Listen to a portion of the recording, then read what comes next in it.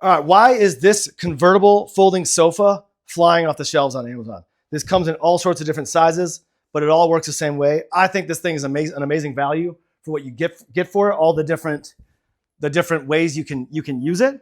So we got these Velcro spots right here that we've got Velcro down for this position. And you don't necessarily need to be on a wall. Like you could just be out here and it's still pretty good. But if you have it next to a wall, it just makes it there's a little bit more support. So that's great. But you've got this great chair right here. You're just hanging out. You could even sit, you could even sit Indian style if you want.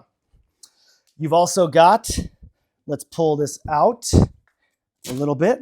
Undo this, and we're gonna fold it down like that. And we'll slide these under, and this under. And now you can sit on it like that. So that's great. We've also got, take these out, fold this down. Now we've got a mattress vibe going on here. And here's the final position here. So I think this thing's amazing for what you can do with it. Just a great value, so many different ways of using it, and everyone's buying it. So straight up, I get it. You should get it too. Highly recommend.